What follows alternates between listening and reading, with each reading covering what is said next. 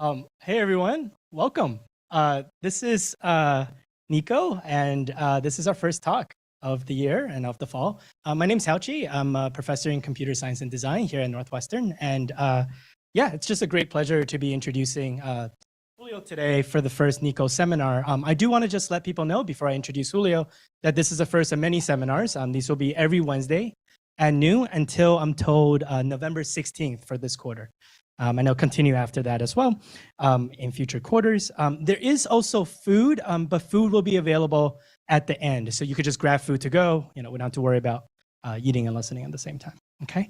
But yeah, without further ado, I just want to introduce Dean Julio Ortino. It's a great pleasure to be introducing Julio, who I think, having been a faculty here for, 8+ years, it was always good to have a dean who cared about interdisciplinarity at an engineering school, no less. So I think one of the things that I've really been inspired by with Julio is just how he's such a broad thinker and always arguing for the integration of our knowledge across areas and thinking about the whole complex system as opposed to just thinking only about the pieces and parts. So today, Julio's here to talk to us about his new book with Bruce Mao called The Nexus, where he'll talk to us about the convergence of art, technology, and science. So without further ado, I welcome Dean Ortino. Well, thank you, Hauchi. Yeah, so I'm going to talk about this book. Normally, in talks like this, I talk about the content of the book. In here, I'm going to tell you a little bit about how the book was constructed. So, it's an unusual book. Right off the bat in the cover, books have one subtitle. Here there are two. But it's about the augmentation of thinking spaces, the new convergence of the thinking spaces coming from art, technology, and science, and then how the implementation of ideas that may emerge from that converging space can become reality, which is the augmented thinking for a complex world. And that part I'm going to touch with one or two slides only. So the motivation for the book, you can make your own list. There are lots of big problems facing society now. You could even cluster them in classes, but the list is really extensive. We could do a survey here. You'll come up with many more. Besides that, the wave of innovations are becoming shorter and the environment is changing, and this is sustainability is kind of, more important than ever. And the very concept of work is being redefined and that everything is connected. And out of this list, you could extract, 3 things that have to do with connectivity. 25 years ago, we thought we were connected, everything will be better. We couldn't understand the consequences of that, and now we are seeing why there are downsides to it. So the manifesto of the book is what you see there, that today more urgently than ever, we need to augment the thinking. The demands are clear. We must adopt new ways that cut across classical boundaries. So basically, those are the things. New ways of thinking, augmentation of thinking spaces, and mastering complexity. Okay? So within the book, you are going to find lots of things in the table of contents, and I'm going to even talk about that. You are going to find out that the book is about leadership, innovation, creativity, art, complexity, science, technology, the kind of how big the lettering is in there demands is a reflection on how much play is getting there. The Renaissance, there are lots of things about the Renaissance, creative organizations, the adjacent possible, which may be known to many people here, emergence, also known to many people here, longevity, creativity, intersections, universities, a whole bunch, complementarity also gets playing here. I'm going to tell you a little bit about that. Even architecture, network science, they are part on that. Tons of things. Mathematics, because There's nothing more creative than math. Physics, engineering, and predictions, and a whole bunch of things. So I'm going to touch on many of these things, including education. The book touches on those. And I have in here 5 posters you can grab. There are only a few of these. I'm going, this figure in here, you will see it in the talk, okay? But there is another figure which is important in the book, which is one about left brain thinking, right brain thinking, and design. In fact, the only thing that you are going to hear in this talk is from that figure about art, technology, and science, how they grow. But as I said, I'm going to tell you more about how the book came about, okay? So I was one of the few people who benefited from the pandemic. Okay? In 2006, Bruce Mao, who is one of the most famous designers in the world working now, had a show that took over the entire Museum of Contemporary Art. This was one of the rooms, and this was another one. And Bruce now, there is a film, you can watch the trailer in YouTube. And I said, I need to meet him. And then I was elated when he moved from Canada to the States. And there were editorials in the Toronto Star on how bad it was that Bruce Mao was living in Canada. And then I heard that he was moving to Chicago. And I was elated about that. And then I discovered that he actually had moved almost across my home. So the book is a result of 12 years of coffees, discussing ideas, and maybe 2 years of Zoom calls. But the pandemic is what allowed me lots of free weekends. I couldn't have blocks of time given my work, and I push it. And at some moment, I had enough that I could approach publishers. And the really interesting thing about approaching publishers, you have books which are only text, most of the books that you see. And then there are books that are mostly images, the ones from Taschen, Haydn, architecture books, art books. And normally the people help you promote the book. They said, send me a chapter. And this was very hard to send a chapter. But there were 2 people who understood. And MIT that worked with Random House and Penguin Press, 3 people who I wish I know who they were, they got it. And that's what allowed the book to succeed. So the book is about, deep down, leadership and innovation. In fact, in Amazon, one of the, I have no idea how the algorithms work. One is business decision making, appears in. So, but the 2 main issues are the ones that you see in the title. They are the augmentation of thinking and complexity. So, at the very root of this is thinking modes, and basically understanding how other people think. Okay? There are lots of misconceptions. Artists tend to think that people in science and engineering are very rational machines, cold, dispassionate. They don't understand the passions that drive people.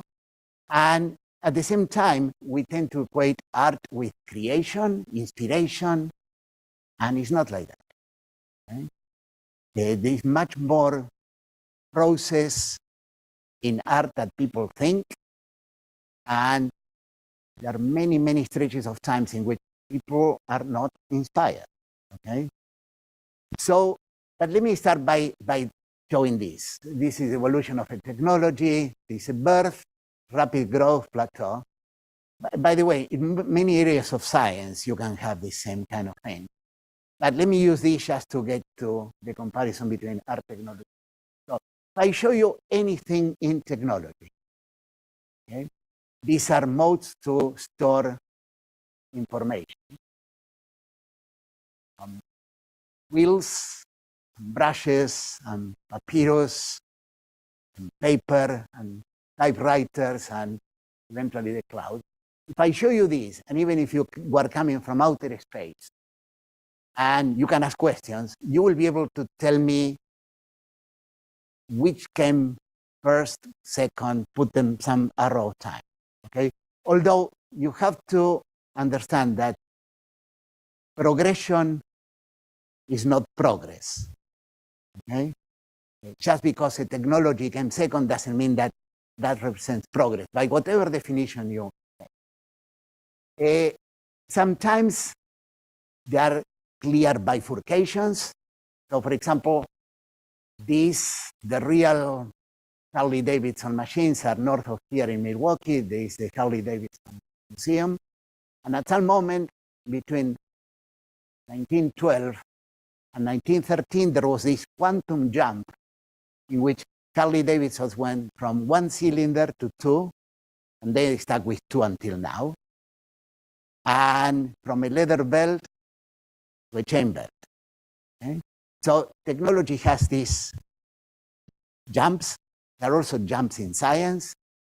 But as with science, sometimes there are changes that whatever you knew about the previous mode of thinking, let's say Harley-Davidson had a lot of accumulated knowledge on how to even tune the sound of the engines, because Harley-Davidson is more than selling a bike to ride, they sell emotion. But at some moment you go to this, and whatever experience you had about internal combustion engines doesn't help you when you go to e-bike. Okay? So we are talking about thinking modes, and one thing that I will use as a backdrop is visual art. Why visual art? Well, one is because I feel comfortable with that, okay? But also in visual art, we tend to equate the end result with, wow, the creative thing. But in fact, more than in anything else, more than in science, you see the evolution of the idea. The trail survives. Every piece of paper that Picasso painted, it's out there, and you can order. That's the job of a curator, is to put these pieces in order, maybe compare him with Braque or someone else in the parallel on how they were thinking. So these are sketches, and there are 43 that we know of, because Picasso was with Dora Maar, I think was the mistress at the point. She took all photographs, and eventually this resulted in the famous Guernica that is in the Reina Sofia in Madrid. It used to be at the MoMA, but didn't appear out of thin air. He did lots of sketches playing with location of images, concepts, until Picasso was happy with the end point. But behind each of these paintings, there is probably an evolution. In here you see a Hockney. The oldest, but if I ask you, first of all, if I ask you, please put this in the right chronological order, I do not know how many of you can do it. Okay? By the way, this is the oldest, Kandinsky. Basquiat, top left, is the newest. And even if I ask you, there are two paintings produced by the same artist, you will have a tough time. In the book, we give the answer, and it's upside down. And this and that one, they were done by Gerald Richter. But it's not like Richter one day painted Betty, which is this painting, and the next day the other one. There is an evolution, but if I show you all the final result, it looks completely unexpected.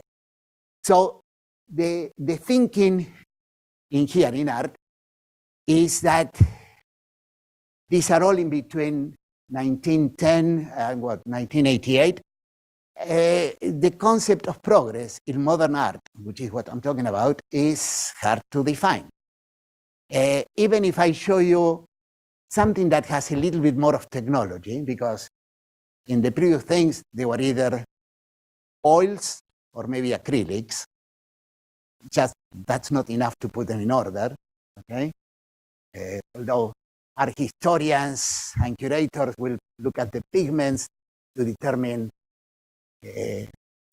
something was a fake, but we're not talking about this. We're talking about the end concept of what resulted from the thinking of the artist.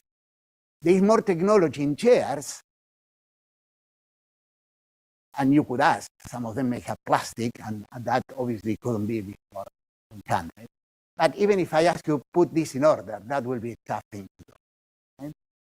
So the point is that a technology evolves like this, and technologies don't run completely their course before they are replaced by another technology. So a succession of technologies will be like that. And sometimes they could be closely kind of linked to each other. Eventually we'll get that, something like that, in which the straight line represents evolution, progress, the squiggly line, some kind of paradigm shift, evolution if you want. And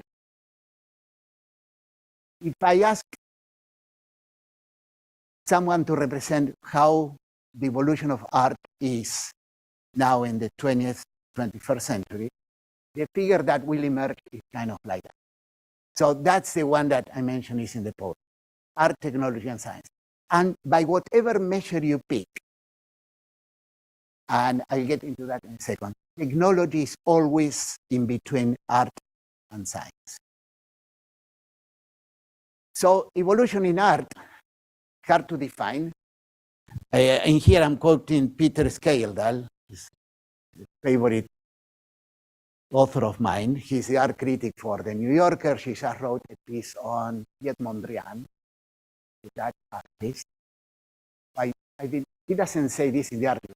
Mondrian doesn't sound like a Dutch name until you learn that he eliminated an A in Mondrian. So he was Mondrian with two A's, and he took one out and looks more French than Dutch, but he was Dutch. So he said the modern, postmodern, and postmodern periods may have been the last recognizable ones, and after that has been one dumb thing after another one. And that's why I'm using this as the most chaotic evolution as a backdrop for this guy. So that's what I mentioned before. So there are different thinking modes in here. And if we want to do some sort of big binary divisions in between the thinking modes, the brain is more complicated than this, but we can put things that represent what you'll call left brain thinking skills, analytical, rational, logical, and right brain thinking skills, which will be more metaphorical, creative, if you want, divergent as opposed to convergent. So you have elements of both, but clearly the thinking that goes more on the side of artistic thinking will be there. The more in science will be here. Technology will be borrowing from those.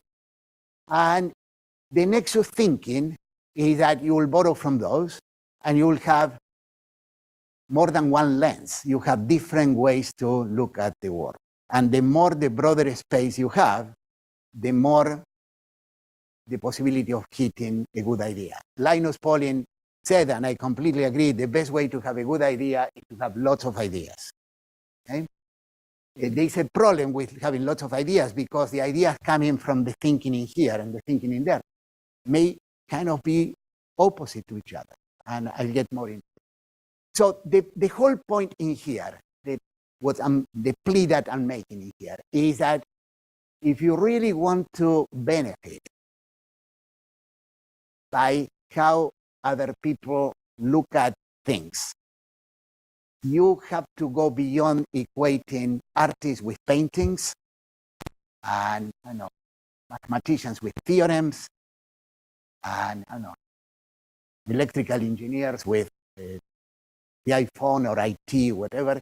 You have to understand how was the thinking that went into producing those things, the thinking mode. So in the book I have, but I don't get much into this, Trafalgar Square has 4 plinths, but there is one that is empty. And every 2 years they commission an artist to do something. And about maybe 4 years ago, Mike Rakovitz, who is a colleague of us, he teaches in art theory and practice, got the commission. And Rakovitz is, he was born in the US, but his parents were Jews living in Iraq. And he is still very much attached to the things in Iraq based on what the family has been telling him. So he did this. And he did this because the real statue of this that was in Iraq is not in this picture, it's in this one, was systematically destroyed by ISIS. It's gone. But people knew enough about dimensions and this and that. It had the same dimensions, the actual wing bull, as the plinth in Trafalgar Square. So he recreated that, but he wanted to pay homage to things that were in Trafalgar Square. There is a statue of Lord Nelson, but the bronze is with melted cannons from the war. So he wanted to kind of connect with that. But the things that most Iraqis long the most when they are abroad outside is canned dates. So the whole thing, actually he imported lots of cans of dates, he emptied them, and with a can of dates is what composed this whole thing. Of course, there were sketches and a whole bunch of things in here, like here imagining how it would look like, the elevation, how, the cladding and everything. So it's not like that thing appeared one instant to Rakovitz. There was a whole process, and behind every big thing in art, there's a whole structure. And the more you know about how that thing was done, the more you can appreciate. Okay? So in the book, so we made one decision about the book, and I can comment on this. We wanted a physical book. Okay? It may well be, because I'm in conversations with someone, that the book will evolve more into metaverse kind of concept. Is too early to tell. But the concept of the book, we wanted a physical book that was embodiment of art, technology, and science. Just the book itself should kind of capture that. And the question was, how can we do that? And this was a result of the collaboration with Bruce. Everything was contested. There are lots of images. For every image that we picked, there were 2 or 3 that we left out. There were only 2 that, so you have to hire a company with all the stuff, okay? Only 2 that we couldn't. One, because I learned recently that the artist himself, who died, left in his will the stipulation that images could not be. You have to go and experience. It's a fellow named Walter de Maria. He has done things called lightning field. You can go and find them in the web. He, in the middle of the Mexican desert, he put, I don't know how many poles, stainless steel poles, and he waited patiently until there was a storm, and you see lightning everywhere. It's a stunning photograph, but that's it. You cannot put them. So in the book, this is the beginning of a chapter. I'll show you this. It starts with a summary, and then it moves like this. And in fact, the entire book at the top, it starts with almost like an opening sequence of credits, images, until you hit what normally in the book comes first, which is the ISBN number and all of those things, which in here comes like page 14. And you can see the text has lots of side notes in there. And so every chapter starts kind of like this. I would say most chapters would be a book in themselves if you are expanding. But the whole point in here is the deal was 220 color images, 360 pages. With that, you can decide how much content you use. Obviously, the font is really small. I can put more, but we push the font size as much as we can, and some people have complained that it's too small, like, for example, that. So this is one chapter. This is from Dreamscape. The chapters have obviously a title and then two separate lines. I'll show you more, and let's see if someone gets what the structure is in here. This is about the structures of technology and science, emerging domains. This is the thinking at the nexus in the complex world.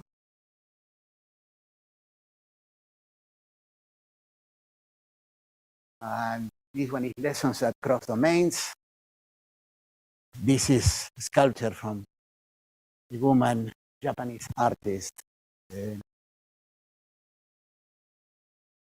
You could walk inside there, experience a whole bunch of things. Now, and then the book closes with a series of credits. By the way, that's Anish Kapoor, is the same fellow who did the beam, but this is in Le Grand Palais in Paris. And again, given that that's a person, this is not something that Anish Kapoor decided to do that in a day. This is a whole, you can walk inside, it's called Leviathan. So the thing, the chapters that no one will notice until I tell you, okay? So there is a title, followed always by a phrase, followed by a sentence. So in the phrase, there is no verb, in the sentence, there is a verb. And probably no one will notice this, but it's the kind of things in design that you probably notice certain kind of harmony, and at the end, it kind of unconsciously dawns on you that this is tightly constructed. The other thing that we did was we decided to put side notes. This makes things complicated because the real estate for the side note is what you see here. So if I increase the font size of the side notes, that they have to be in this page, at some point I may get out of the page, and that cannot happen. There are two types of side notes. If it's more than 100 words, it's in bold italics. You want to signify importance. And if it's not, it's Roman type space.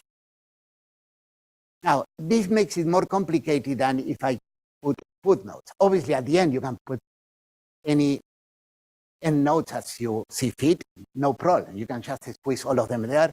Even if you are putting them at the bottom of the page, there are books that, for example, the footnotes are almost as important as the text. The books by Freud are in that category. But in here, you don't have the luxury, because if you put them at the bottom of the page, the dividing line can be anywhere. In here, you have only this. And one thing that you will not notice also is this. This is the index of the book, okay?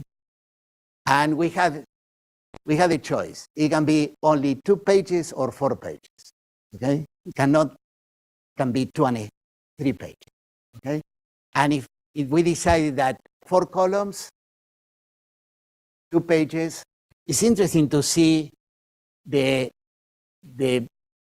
beginning of the words in indexes on books because it captures the book. And here you have Marina Abramovich, famous artist, Charles Babbage, the guy who invented basically computers, John Cage, Leonardo da Vinci, Falling Water, Iconic Chairs, Habits of Creative People, just metaphor.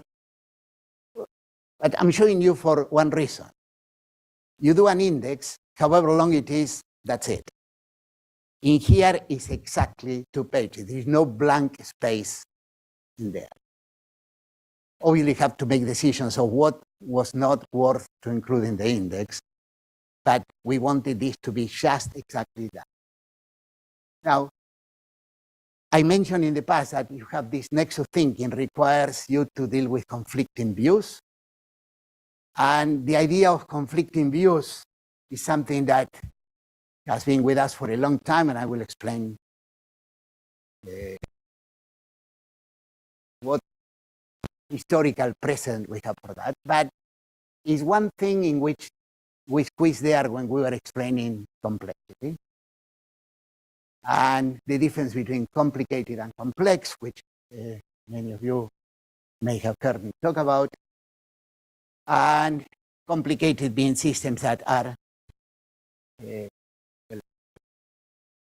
you can barely see it, but there's a clock there and there's a school of fish on the right side. So I don't have to explain any of this here.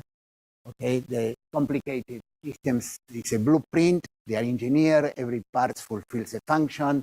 The function will not decide, oh, I have to become something else, just to make the whole system work. Complex systems are adaptable, they can learn.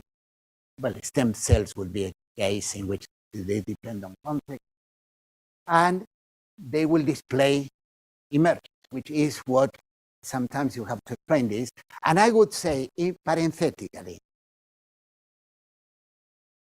a training in complex systems is probably the best training that you can have if you want to run a school.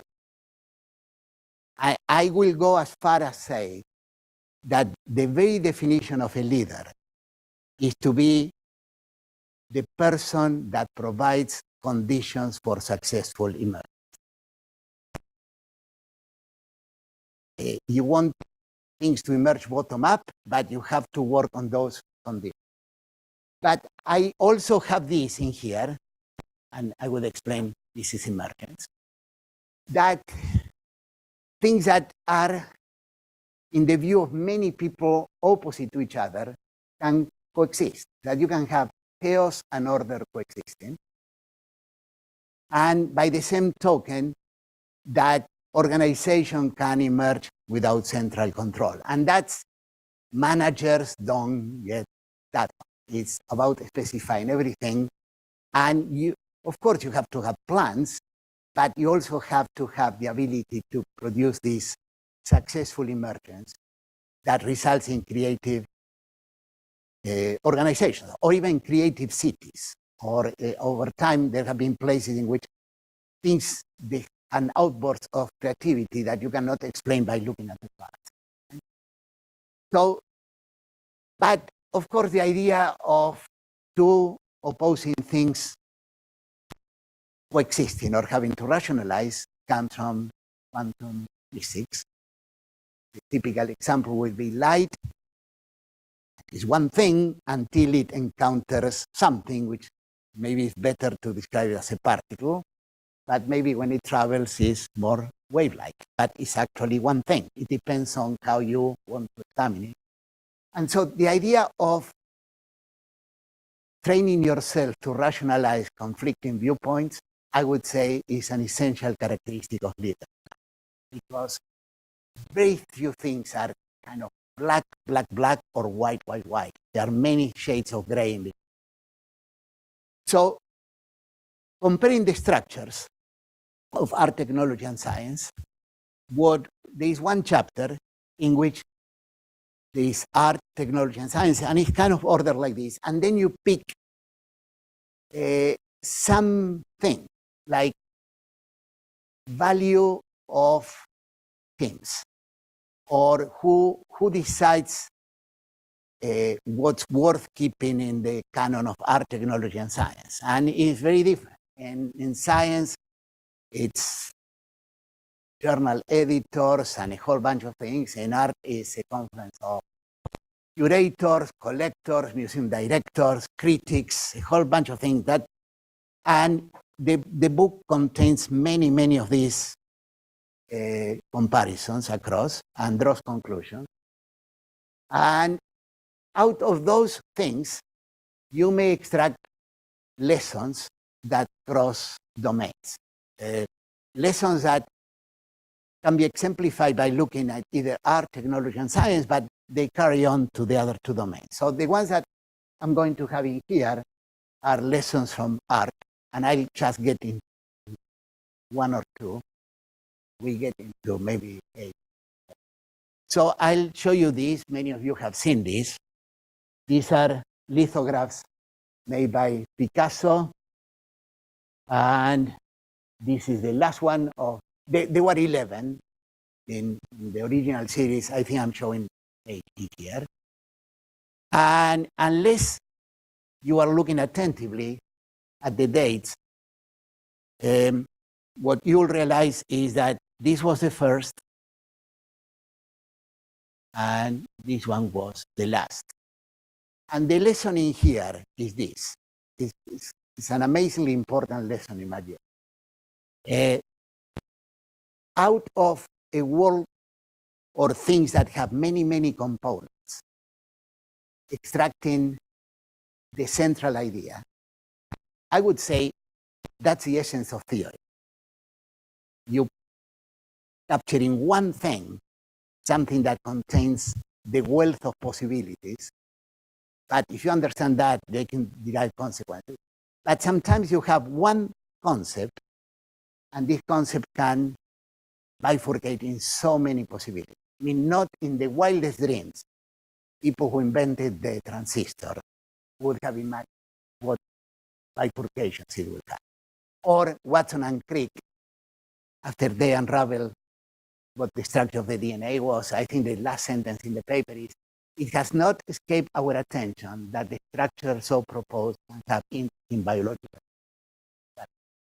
It's not even the wildest dreams, but there are people who are good doing this and people who are good doing that, okay?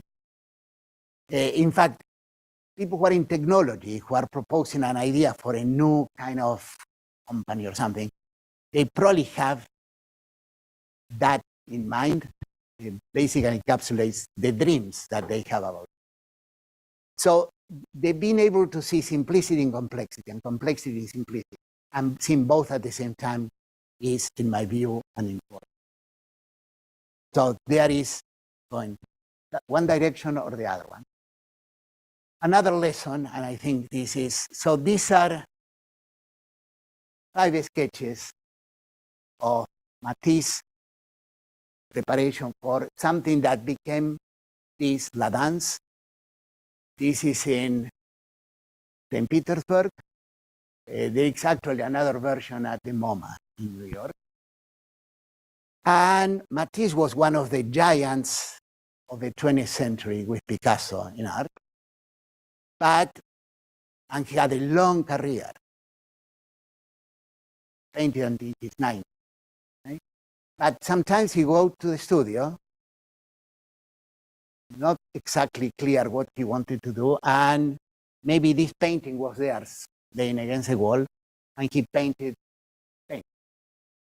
And in here, the same thing. Sometimes he painted his assistant because she was there. Okay? So what's the lesson in here? The lesson is inspiration is overrated.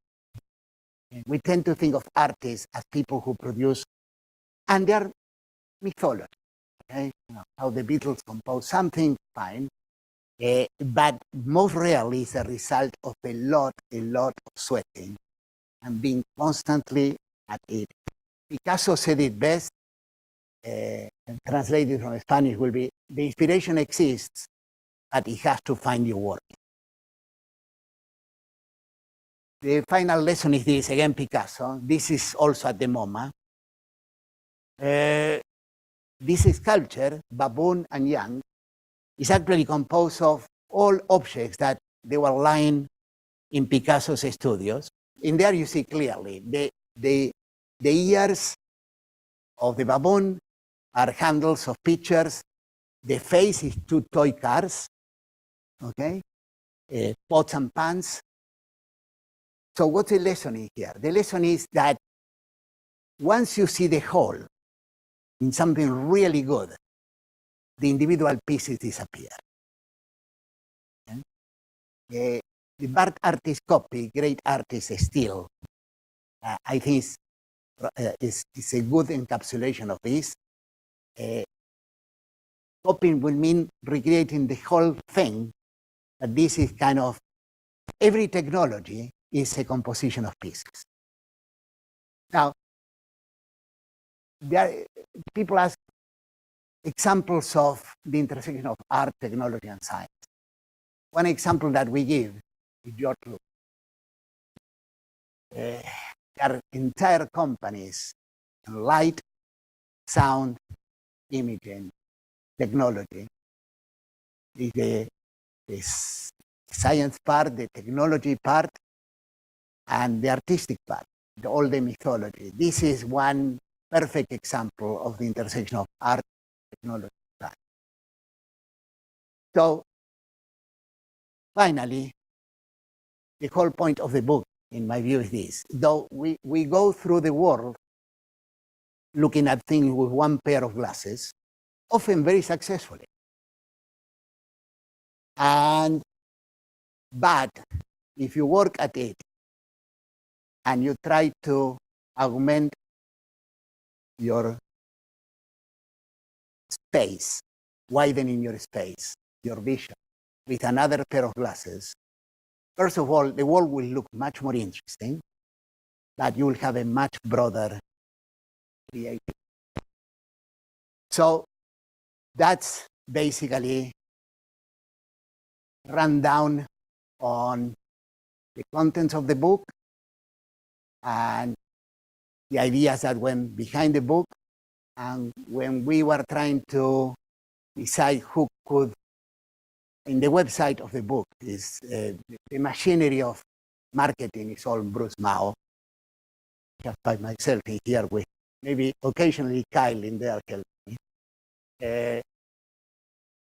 We wanted to have a set of people who would say good things about the book, and we wanted a set of people who are almost mutually orthogonal. So we asked Daniel Pink, who is a best-selling author, actually Northwestern alum. We asked the person who runs SpaceX, also an alum, Win Shotwell. Then the fellow who accepted the Nobel Prize for Doctors Without Borders in there. And this one came because of Bruce, the chief curator and designer from the Museum of Modern Art. And finally, the fellow who among his minor companies is Moderna, the most successful inventor in India today. So that's all that I have to say, and now I will be more than happy to answer any questions that you may have. Thank you.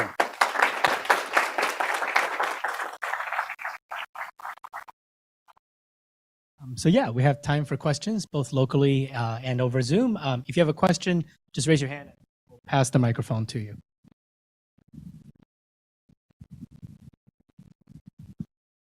Thank you for that great presentation. So it seems clear, based on your description of the process, that this book to you is more than just an informational media, but rather a work of art itself.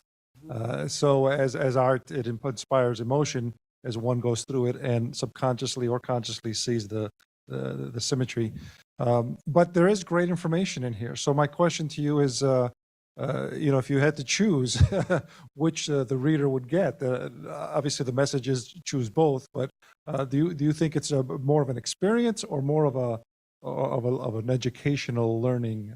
Both. I mean, there are people who, there's someone who said that the book was poorly designed. She couldn't read it. It's too small.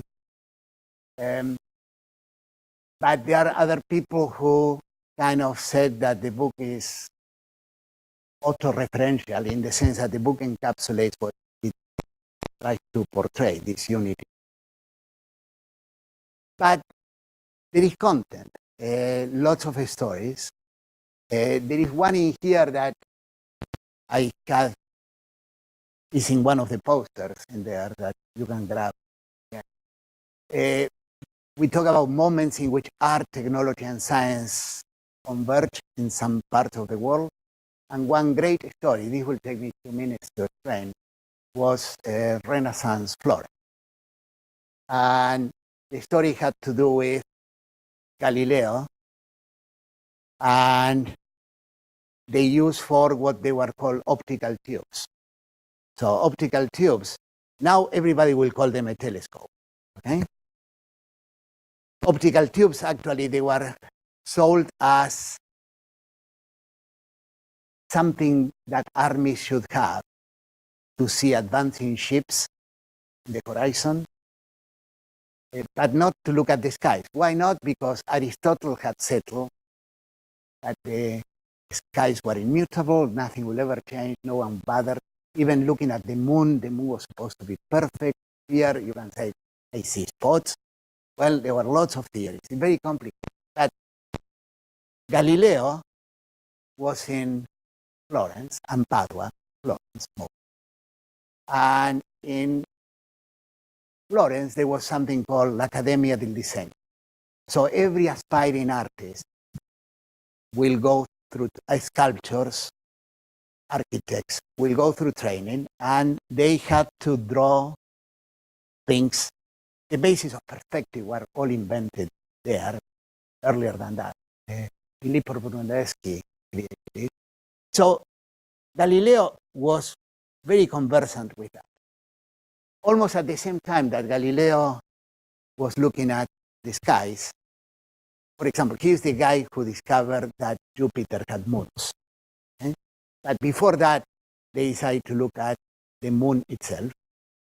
And there was this other fellow, Thomas Harriot, but Harriot was in London, and in London was no Florence. There was not this zeitgeist of knowledge in there. And when they both drew what they saw, Galileo was an accomplished artist by himself. He drew watercolors there. And Harriot had in front of him the very same image. He drew this, he stopped. Galileo could see the shadows, and he could calculate even the height of the craters in the moon. So there you have technology with the optical tubes used in a different way. Science, because the perspective had basis in science, the shadows, the height of the craters, but finally the influence of the place, this emergence of creativity in Florence. So yeah, we have lots of places where you can pick one thing. It's not a book that should or must be read in order. You can go chapter 5 and read it, and it will make sense. Yeah.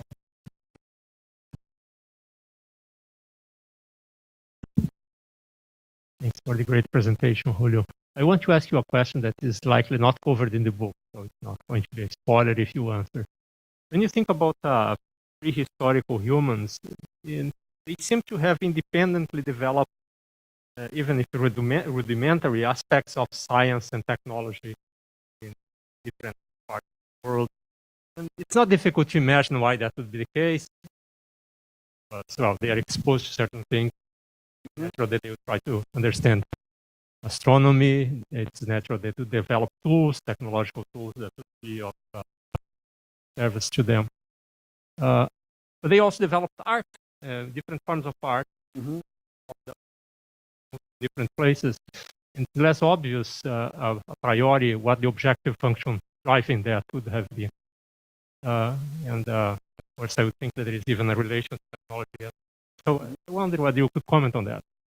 Well, art you can see before we got to see all the things that happen in Asia, China, India, all the things that happen in the West and Mesoamerica, they were completely different. I mean, most of them try to even recreate human forms, but even those look completely different. And in some cases, were not allowed to recreate human forms. Astronomy is probably one case in which different civilizations extracted the same knowledge, not all at the same rate. I mean, starting with the Babylonians, noticing these regularities. But math is another case in which things advance sometimes much faster. I mean, algebra is basically an Arab invention. But at some point, some things happen on the confluence between physics and math that somehow those took much more shape in some parts of the West. But I would say the basic science that is there to be discovered, most people would have discovered that not in the same way, but they would have discovered, because science is about lifting a veil and revealing how something works. It's not about inventing something, although you could argue even with math that you could split mathematicians in Platonists and Aristotelians, I would say. Is math invented or discovered? Okay, so, but I do not know if there were other parts of, hopefully at some point we'll know if there are other civilizations out there, if they have similar kind of math as we have. I mean, as long as dealing with Euclidean geometry, Pythagoras' theorem will be discovered here or somewhere else at the same time. But it's a subject in which you can talk forever about these things. And I would love when questions like this emerge from readers, which are not physicists like yourself, but people who they probably thought, I never thought about this. Maybe this is something worth thinking about.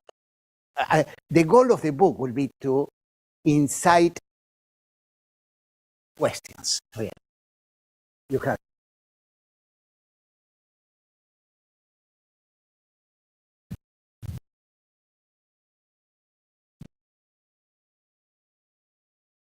I mean, this is all very fascinating, and I think we have been having conversations about many of these things for 2 decades, and the intersection of all of these and the different evolutionary paths of these different aspects of human culture and creativity. And I hadn't actually heard you say this thing before. I don't remember it, and I don't remember the exact word because I never remember the exact word. But I really liked what you said about that change is not progress, and use some other words, right? That there is a difference between Progression is not progress. Progression and no. Progress are not the same. With technology, no. And I think that's a fascinating aspect, I think, and it also relates to this thing of art. And I've recently been reading some books that have actually brought into me another aspect of human culture that, in a sense, is missing in those three, which is political and social organization, right? Yeah, well, you could not, some people have asked me, how about religion?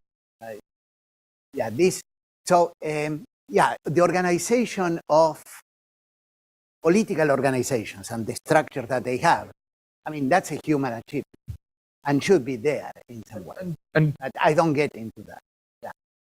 But I think for all of us to think is a fascinating aspect, and I think you are establishing a framework here about thinking about those things. I mean, David Graeber, just with a colleague, recently published The Dawn of Everything, which was very eye-opening because essentially he was presenting political organization as sort of like art, yeah. Right? Well, in the sense that you have these things that it's like, are you talking about progression or progress? Yeah. And it's fascinating. I quote one person. I'll say what the name is, but I could ask everybody, yes, and no one. That the way that an organization is structured is probably the most important thing of all, the most creative of all. Who said this? Steve Jobs. Even though he was a control freak. Mm-hmm. But I think this is the aspect, right? And are we thinking about organization and what it enables, right? Because I think one of the things about art, and this appears in many contexts. For instance, how do we value particular skills, right? And how do we support particular skills? As you said, it's fascinating that in Florence, in spite of everything, there was all this value to artistic creation, which didn't exist in London, right? There was they were kind of developing other things. The Royal Society was about to be created, if it had not been created yet. There was so much, but it's like these other aspects that didn't enrich what else they were doing. And so when we talk about how to distribute value more broadly to things, and I think we are thinking about also kind of organization and structure, and how do we enable different voices to talk. So it's, as usually, a great talk brings many more questions. So it's really fascinating how all of this stuff is connected. We try to put back as much content as we put, given the limitations of the space. But we tend to think that at some point scientific journals emerge and all people in science were happy with it. No, there were many people opposed it completely. One guy was fired as president of the Royal Society. There is a book, by the way, just appeared, a scientific journal. That's all of it. He was fired because he favored the creation of. This is before the proceedings of the Royal Society emerged. So I think the idea that there's always more than meets the eye is always important. That things are never as clean as.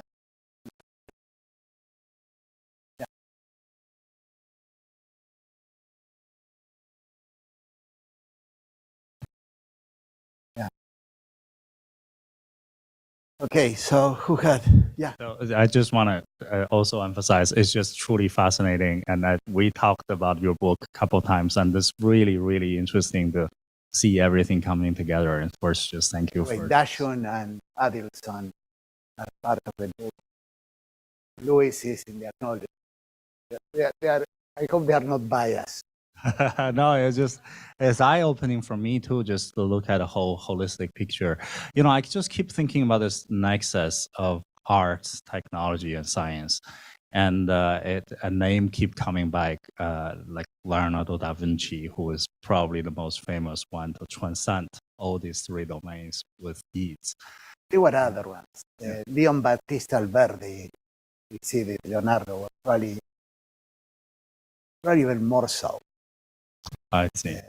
So then we're also looking at today's scientists, and our own work suggests that what happens in science over the past century is this very clear growing specialization for the knowledge, etc. So what we're seeing is that, today's scientists has actually become more and more isolated and specialized. And that's where I think what we do at NICO and Northwestern more broadly is to facilitate interdisciplinary thinking. But now with Nexus, you're taking this to another level, is to say not interdisciplinary within science, but there are great lessons to be learned from other domains. Right? So now I think about that, and considering the many challenges already of doing interdisciplinary research within science, how do we nurture the next generation of scientists, if we were to believe that, there's great lessons to be learned outside of science? And I do see there's a greater convergence. I just came back actually this weekend from Lázaro Barbashi's exhibit in New York City, also about thinking about how do we combine arts and science. So I wonder how how you're thinking about how do we train or nurture scientists now of embracing Nexus so we can all benefit more from arts and technology, especially things outside of science. So, I mean, we can talk about this for an hour, but I'll just give you my encapsulated. Yeah. Sometimes it's important to show people what's possible. I mean, you came from abroad as a PhD student.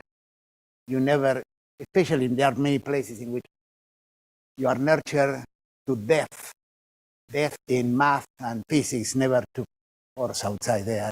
And somehow your eyes get open that, wow, this is something that some people can do. But what you have to have within you is something that is the hardest thing to teach. You cannot teach. I think I can teach people how to be more creative in some sense. It's very hard to teach people how to be curious. So if you are curious, you have that, and you go to a place and you show, you know, there are people who manage to do this, and the opportunity is this. In the future, the people who can translate domains, you don't need, because a lot of, we didn't talk about this, but this applies to individuals, but also teams.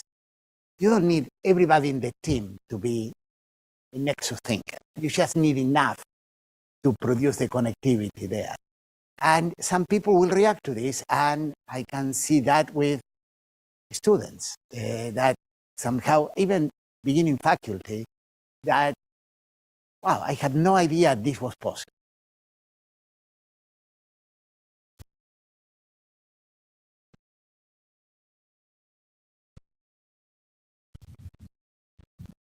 Thanks again for an exciting talk. I was curious, you had pointed out the difference between people's prejudices of great minds in art versus great minds in science.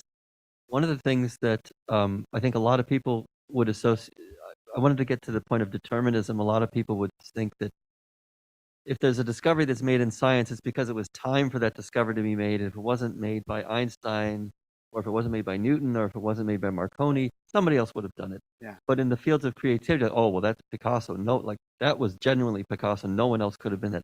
And so people tend to ascribe determinism to progress in science, but they assign creativity to individuality. I was just curious your perspective on that. I get into that. So there were a famous person who argued that the creativity displayed by Homer, before we discovered that Homer actually composed it, was higher than Newton, was Immanuel Kant, one of the most 18th century. You know, because in the case of Homer, the thing appeared, whereas in Newton, he thought, and this was a bad example, you could recreate the steps whereby Newton had discovered what the example was horrible. Right? But yeah, in many respects, there are things in there waiting to be discovered. As soon as someone discovered Thomson, the electron, and then the neutron and proton, there were probably people thinking, well, what more is in there? And you go and excavate and discover. But there are things that, the example of math, more or less like poetry, how on earth someone decided to invent something like categorization of information? It's not like someone had to do that. So I don't buy for a moment that the creativity displayed in art is at a higher level than in science.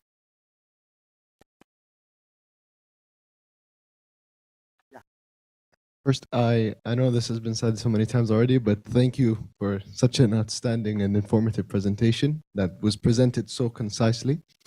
And so I wanted to ask about you said that one of the purposes of the book was to mastering complexity. And I wanted to ask about a quote that I think appears in the book or one of the posters. It was learn a craft and set it aside. Yeah. So I wanted to ask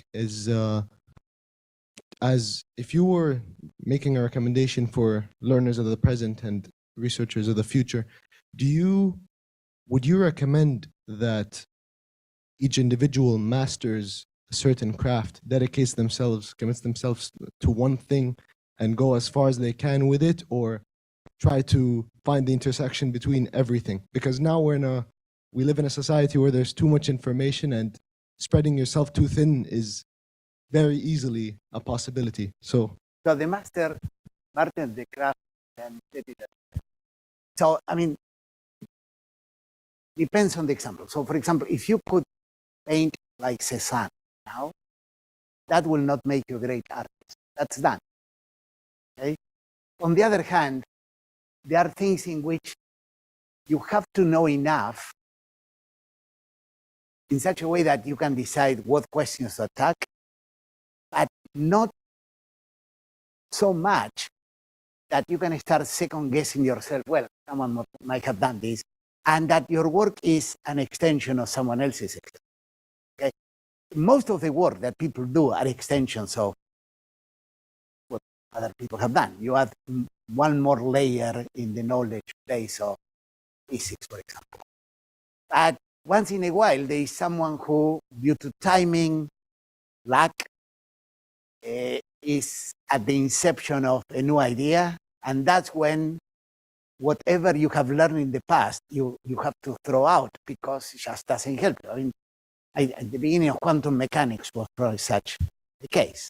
I mean, that's why the myth of you're not young, you have discovered something by 35, that's when the age of Nobel Prizes dropped down, because it was a new way of thinking, and whatever you had with you from the past didn't help you to make the transition to this. So, but in most things, you have to know some basis before you move into something that has your stamp. And this would apply to architecture, a whole bunch of things. Which, by the way, let me just leave you with this thought, because this is to what extent AI would discover something new? My view is, in the way that things are now, no. And let me give you one example which is trivial, okay? And it's not feeding all knowledge of physics prior to 1900, and somehow the ideas of quantum mechanics existed.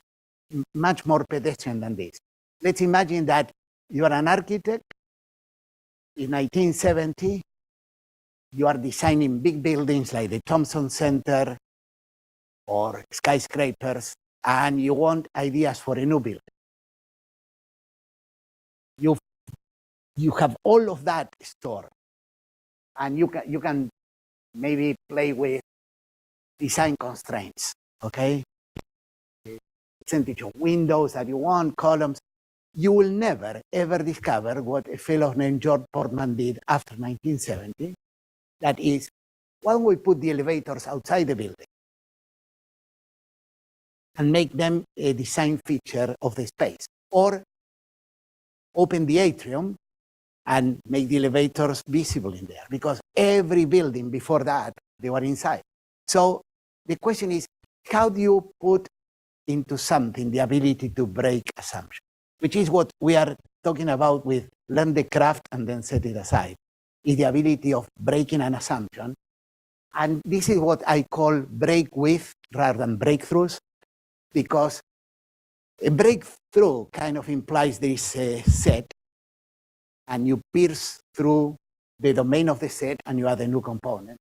But break with is probably another class, because what this implies is that to add this new piece of knowledge, you probably have to abandon, break with all the implicit assumptions they were controlling the field before. And that's very hard to I'm talking with people who actually know something about AI, but that's my gut feeling. But it's part of the answer to that question.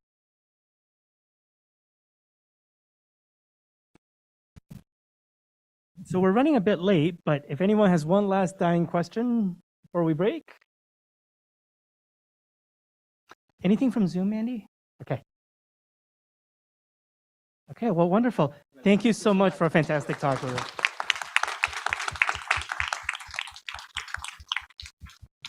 Awesome. Thanks for coming. And don't forget to grab lunch. And next week, Wednesday at noon.